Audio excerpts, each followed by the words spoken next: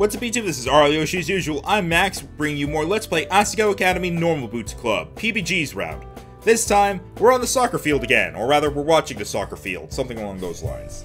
Turn the mic slightly, and let's get to it. Go PBG! I stood atop my seat on the bleachers, screaming my throat hoarse. I know that feel. I can't believe people think I'm the loud one. I should have brought earplugs. Asagao was playing another game today. After the loss so early in the season, they couldn't afford another one. The score was tied 1-1, there were only a few minutes left until halftime. PBG called the team into a huddle, where they stood heads bowed and necks tense. I really don't want a repeat of last time.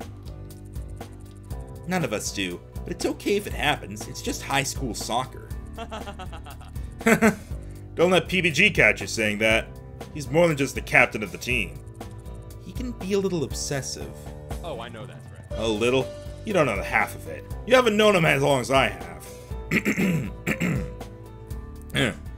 I glared at him, and he held his hands up in self-defense. Can't blame me for stating the facts, man.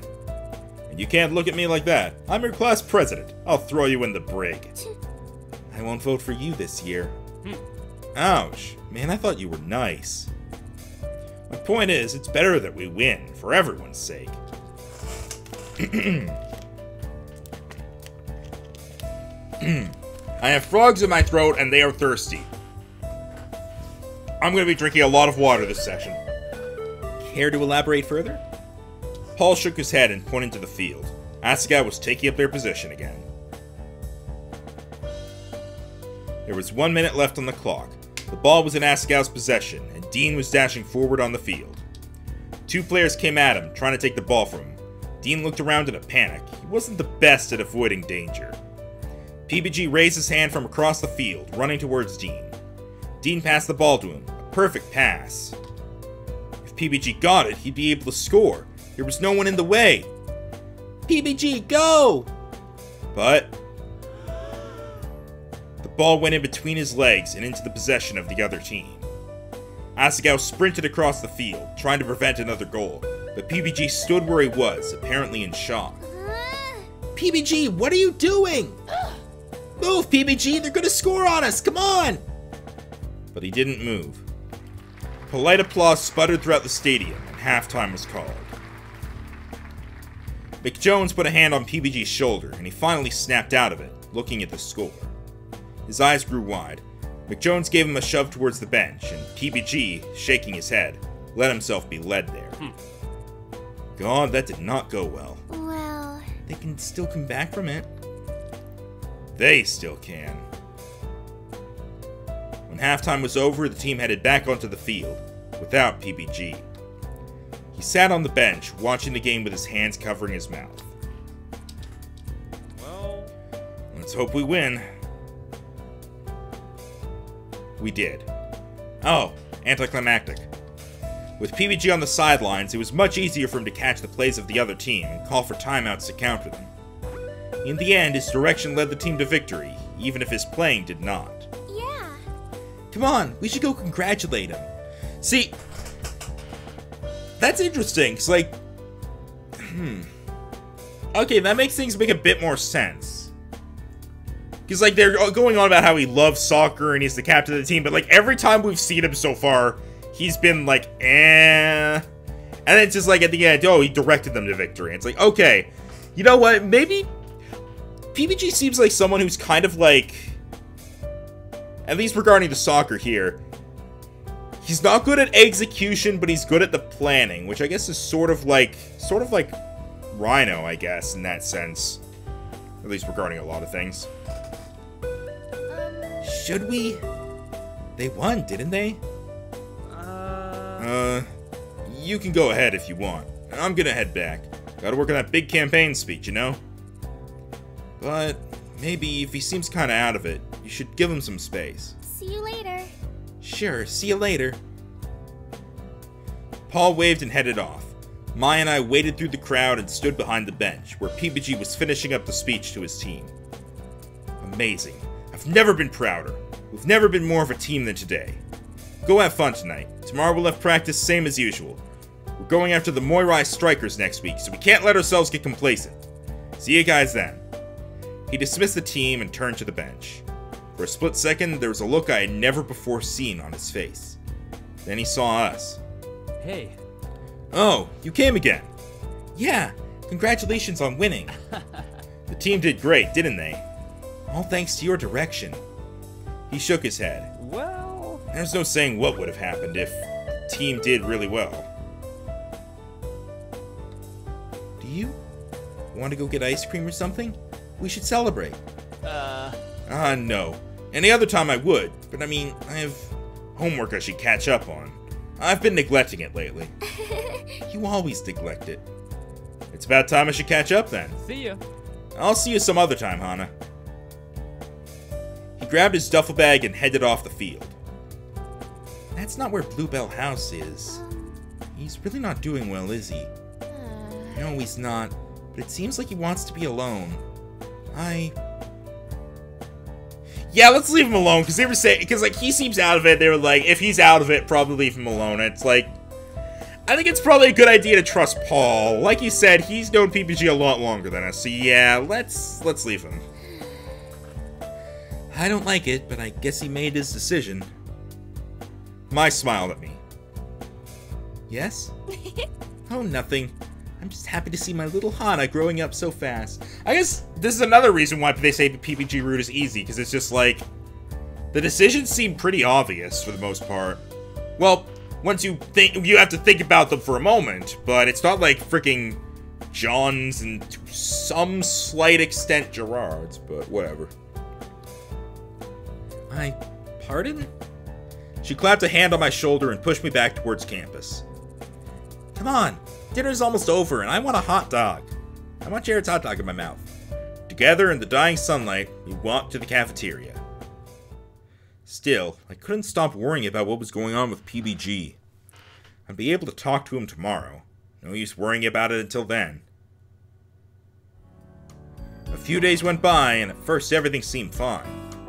PBG wasn't acting any different from usual, aside from the occasional brooding look or nervous twitch. Class started to get harder as we neared midterms, and Shizuka was taking no prisoners. Miss Santos, sit up straight! Yes, Miss Shizuka, sorry. As time passed, she seemed to only get angrier and angrier.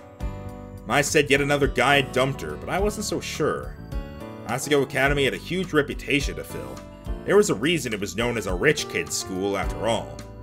They accepted scholarship students like me to help pull up the grades of the students who got in purely because of money. The rest of the students were accepted based on merit, a combination of talent, looks, and smarts. If the academy fell in its ranking, the more well-to-do families would pick a better school to send their children to. That would be devastating for them. So midterms were a big deal. A gentle snoring filled the classroom, steadily growing louder. Students were glancing around, trying to locate its source. PBG?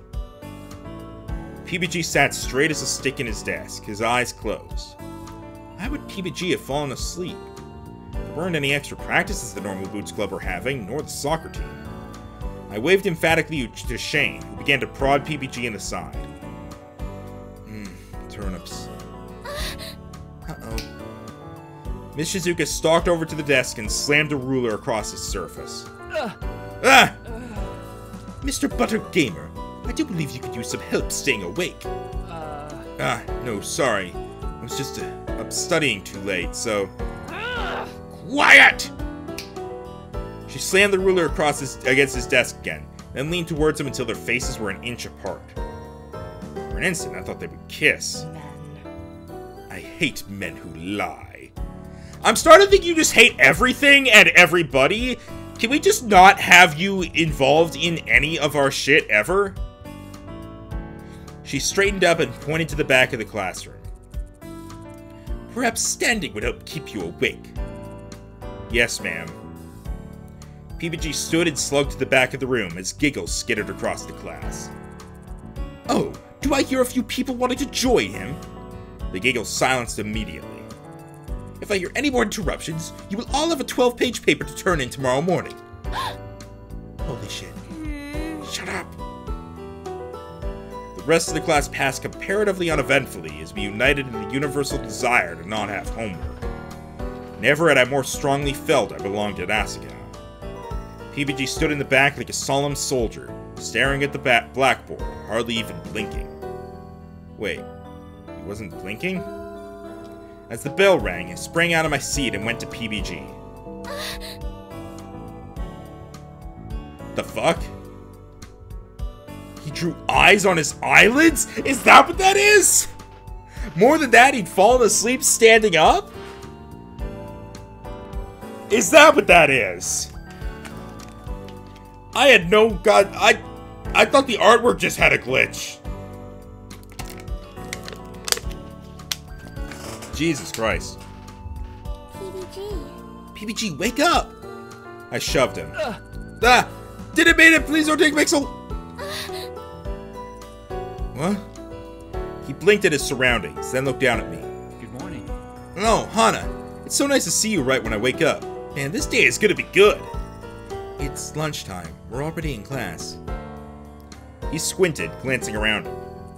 Oh, so we are. Why are you so tired? Is there something you need help with? He scratched the back of his head, then smiled. Nope. I thought you were doing the eye thing again. The eye thing? Yeah, falling asleep standing up is PBG's specialty. This has happened before? Oh yeah. See, there was this one time we were crossing the Atlantic on a boat, and I needed a coat rack for Jacques to stand on. So I just used him. What? It was only for 3 weeks. What? 3 weeks? John, are you insane? I gave him bathroom breaks. What, you think I'm a monster? PBG yawned and glanced at the clock. I think I'm gonna take lunch by myself today. If I take a nap now, I can last through the rest of class. But, are you sure? I can at least watch over you. You don't want the Continue boys drawing something on your face. Again? No, it's fine. Really, I'm okay. With that, he slipped out of the classroom. John, has he been sleeping well? Yeah, I think so. It's just sleep, Hana. Half the kids in this class are perpetually sleep-deprived. You don't have to be so worried. Yeah, but this happens with him every now and then. In a while, he'll be back to normal. If you say so. Well, I do. Yeah! Come on, let's go to lunch. We headed to the cafeteria. I was watching for PBG, still feeling a little concerned. But to my surprise, he wasn't there. We hadn't left that long after him, though. Shouldn't we at least have run into him in the line? Plus, he hadn't gone to lunch. Is he skipping food to sleep? My throat tightened. The whole situation was filling me with panic, and I had no idea why. John was right. It was just a bit of sleep. So, why was I so worried? Hey, Hana? I turned to face Mai, my key hovering before the door's lock.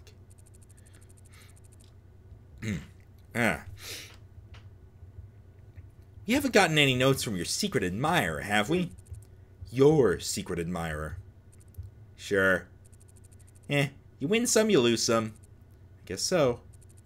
Let's get started on those brain exercises. I don't like the fact that I'm 90. I hate this! Mai clawed her hands through her hair, screaming at the small piece of paper lying on her desk. Why does anybody ever need calculus? Who uses calculus? Who uses school? Well... Don't answer that. It was a relatively cool night, but in response to that, the academy had turned on the heaters. That meant it was abysmally hot in our dorm room, and our pajamas stuck to our skin when we moved. Alright, when I was in college, I remember this exact same thing happening.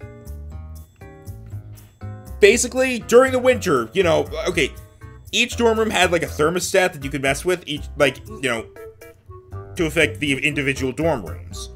And what they did was, as soon as it became like January, they basically said, hey, because summer's coming up, we're disabling the heater. Like, really? Are you kidding me? Hey, we know that, you know, it's going to start getting hot outside, so we're not letting you make it hotter in your room. And then I think they did something very similar, like earlier on in December or something, where they're like, it's too cold, so we're constantly going to have the heat on and you can't do anything about it, even though the heat is like absurd. Like, just let us control our own heat to the temperatures that we personally want, okay? Jesus Christ.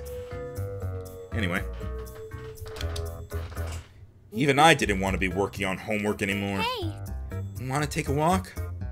Mai stood and walked to the door. Please. It's so much nicer outside. The evening air cooled our sweat and a soft breeze ruffled our hair. We left after curfew, so there was no one roaming the walkways as we picked our way across campus. We were rounding the corner of Bluebell House when Mai stopped. Do you hear that? Hear what? The sound of something being hit echoed through the air. No one's supposed to be out this late. I think it came from over here. Mai took off in the direction of the soccer field. I really don't think we should be investigating. But Mai was already too far gone. Carefully, I tiptoed after her. There! Look! Mai grabbed my hand and yanked me down behind a bush. It's PBG. What's he doing? I peered out from behind the bush. She was right. PBG stood in the middle of the field, bouncing a soccer ball from his head to his foot and back again. It looks like he's practicing. Suddenly, PBG punted the ball into the air before him and raced after it. A loud grunt echoed across the entire field as he kicked the ball into the net. Damn it. Ooh, troublesome music. He ran to the ball, kicked it out into the middle of the field, and shot it into the net again. Damn it! What's wrong with him? I don't know. I've never seen him so angry. Me neither. We shifted closer together, an unspoken thought passing between us as PBG shot at the goal again. He was scary. Maybe we should get out of here. I looked at PBG. He was drenched with sweat and panting up a storm. Another yell echoed across the field, as this time he kicked the ball past the goal and went chasing after it. Now's our chance, Hana. Come on.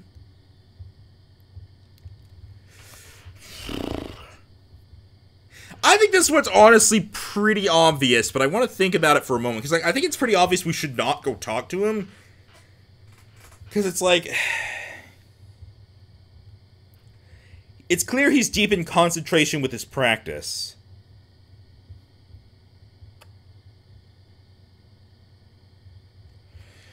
I'm noticing the trend is that we should not talk to him when he's doing soccer things. And like, okay, if I were to put myself in his shoes real quick. Like, I don't know why he's so frustrated unless he's just overreacting, but if I have something that I'm working on a lot, yeah, I wouldn't want to be interrupted when I'm working on it either. So, yeah. Especially if I'm in some sort of state where I am angry. Because it seems like he's just getting constantly mad at himself. Because he was kicking them into the goal, and yet still getting mad. So clearly he's like really on edge. So, let's not talk to him. Mai was right. If he came out here past curfew to practice, he probably wanted to be alone. There was no point in butting into his business. If he needed my help, he'd tell me. Right? Okay, let's go. We dashed up the hill we came down, but just before reaching the top, I slipped. Yeah! I slid down the hill. Hana! Mai jumped after me and grabbed my arm, stopping my slow descent. She looked across the field and tugged on my arm. Come on, Hana, let's go! I got to my feet and struggled up the hill. Fearfully, I looked over my shoulder. PBG, now a small figure in the middle of the field, was looking towards us. I couldn't make out the expression on his face, but he made no move to stop or call out to us. Mai and I made our way back to the dorm in silence. You think everything will be okay? I didn't know, so I didn't respond.